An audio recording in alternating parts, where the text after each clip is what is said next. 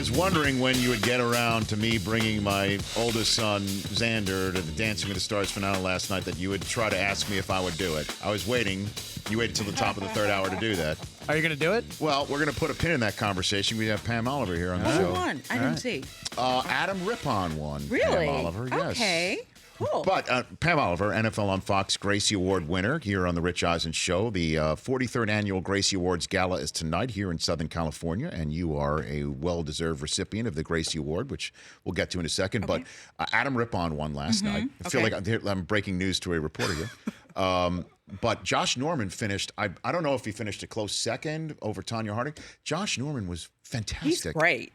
He was fantastic. I have into it and like coming out of and that's the neat part about this, not to get too deep.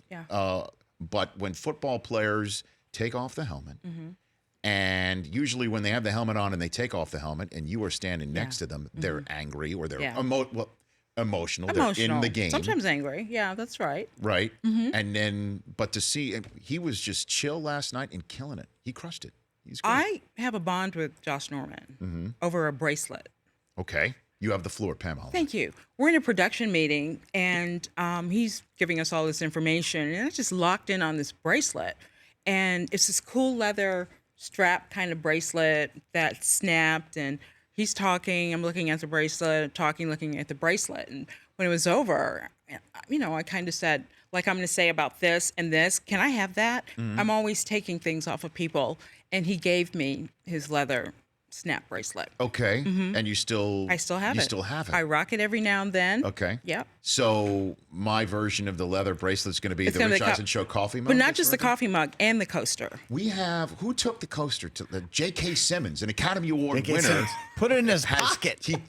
He didn't, did he even ask for it? Didn't. Five-fingered that baby. Five-finger discounted it? Five-fingered that baby as he was walking off. See, I'm giving you warning that when I leave, this cup and this coaster are going with me. What else needs to be nailed down from the desk? I don't know. I'm just no. I don't You need my notes? I don't know. You don't need these notes. Oh, Rock'em Sock'em Robot. Well, that Can y'all ship me that? The Rock'em Sock'em Robot that we have here, I played with Oscar De La Hoya. Oh well. And beat him. I guess I can get that. And it's still frozen in the position of me knocking his robot off, and it will be that way forever. That's great. Best I can tell. What does winning this Gracie Award mean to you, Pam? What does that mean? I think, I'm finally reaching a stage where I'm just kind of accepting that, people feel like I blazed this trail, or that, some people look up to me. And I've always been sort of resistant to that a little bit because, to me, I'm just Pam, and I'm not just saying that to try to be humble or anything like that. I've never really sought like these accolades, so I'm to a point now to where it's not going to be much longer. How much longer am I going to do this? So when someone takes the time to nominate me and for them to decide to give me this award, it does mean a lot. It's right up there with the career highlight, just because of the other women that will also be honored tonight. It's not just news and sports. It's it's the entertainment business, radio. I just feel like it's going to be a nice collection of women who are kind of like-minded. And when people tell you about blazing a trail, it's because you're an African-American woman doing a sideline job that nobody had really ever done before. Is that what you're saying? Especially at the NFL level. And, Rich, as at the time, as you're going about this, you're not thinking about, well, I am a black woman doing this job. You're like, I'm a reporter doing this job, and how can I do it to the best of my ability? You're going to have ups and downs, or, there's a learning curve and all of that. But I think the thing that I was always aware of is that I could not make the same mistakes that, say, a man can make. They can misspeak on a name, or someone will just say, oh, he didn't get that right. But if a woman did it, it's just like, she doesn't even know what she's talking about. So I was very keenly aware of those types of situations. And, I factored that into just my drive. I talk about that with my wife all the time, being married to a sideline reporter. Yeah. That it is true. Yeah. You say something that's wrong, you're clueless. Yep. I say something that's wrong, I misspoke. I misspoke, I got it wrong. Men are always given the benefit of the doubt. Has that changed at all, do you think? I think a little bit. You don't. It depends on who the reporter is, I think. Well, but then I guess maybe it has changed because it never used to matter in that regard, right? Yeah, I think people can kind of recognize who's about the right thing and who's dedicated to knowing as much about what they're talking about as possible and who's not. Pam Oliver here on the Rich Eisen Show. 8 Super Bowls, correct? That's Apparently. how many you've done? You've lost track. I have. God bless. Well, that's good to be Is in that so many bad? of them. No, it's not at all. Because I love each and every one of them. No, I know. I do. Well, you were there for the Brady ascent. Yeah. In the last Madden Summerall game. What was it like? With the hands on the head. Yeah, I couldn't believe he won a truck. What was it like that week leading up? It was obviously the Super Bowl that was delayed a week because of 9/11. Yeah. U2 was playing halftime. Brady and Belichick had made a Super Bowl that few thought that they could make. True. The greatest show on turf was in the building. Marshall Faulk, I know, is a great friend and colleague. That was his hometown. Yep. I mean, what was So it all like? of those things. And Madden Summerall's last game. Exactly. It was.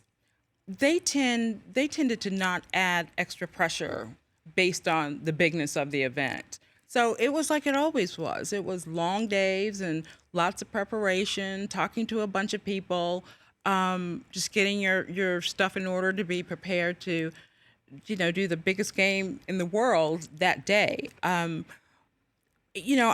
took a couple of pictures with Pat and John, but not many.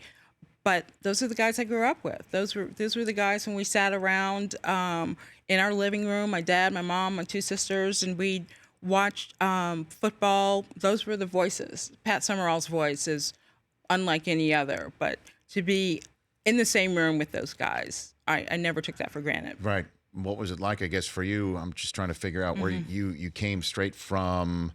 Well, you were on ESPN. Yep.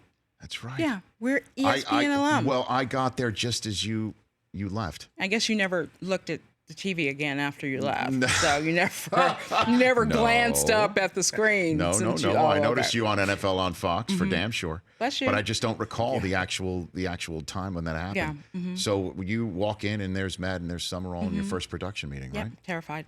You were? I didn't say a word. Apparently, I wasn't supposed to, but yeah. It's What do you mean you weren't supposed to? Sideline reporters are, to be seen. I mean, seen and not heard. But why do you think that? Let's get into that because okay. again, I've had lots of conversations. Again, my wife. Sure. This is very personal to Yeah. me for obvious reasons. Yeah.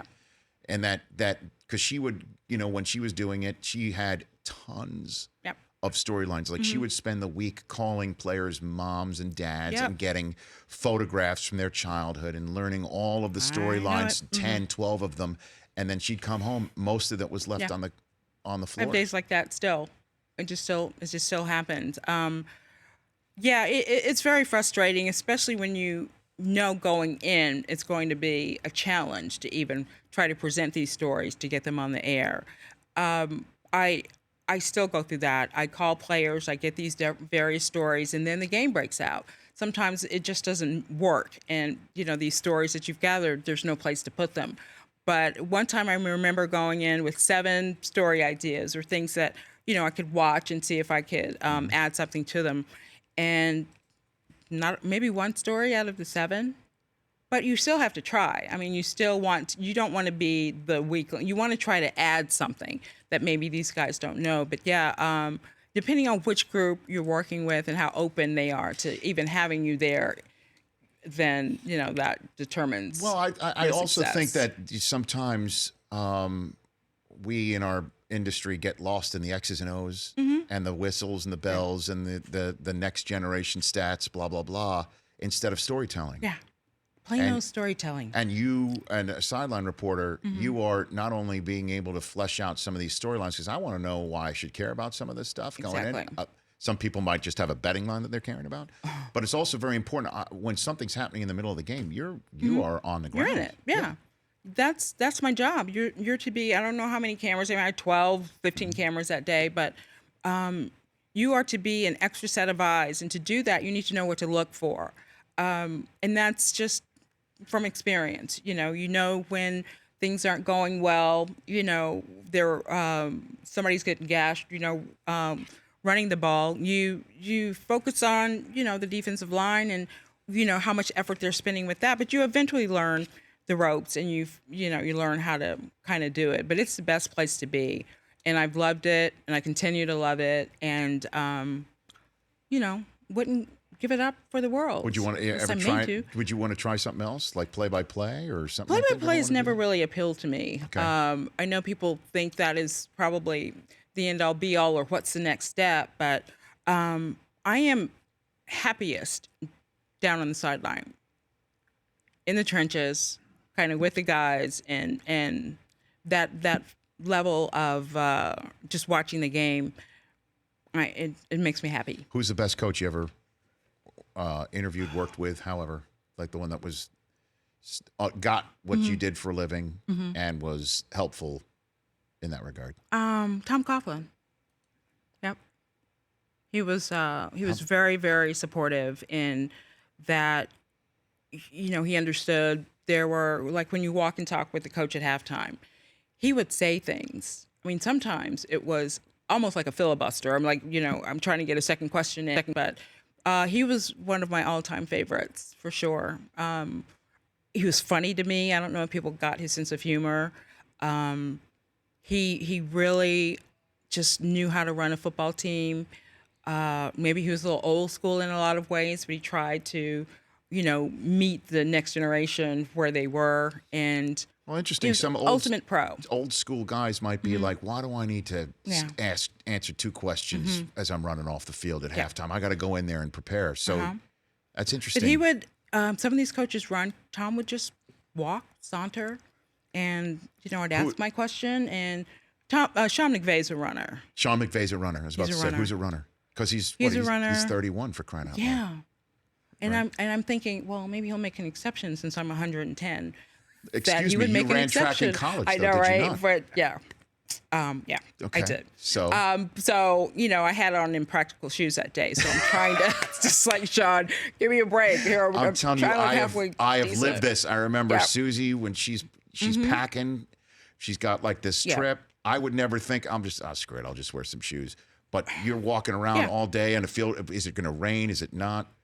Yep, you have your. That's so funny, and it's great that you have that perspective. I have that from your wife. My gosh, do I have it?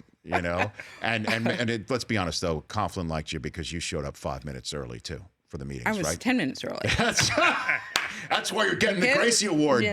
That's why you're getting it. So before I have been to the White House, by the way.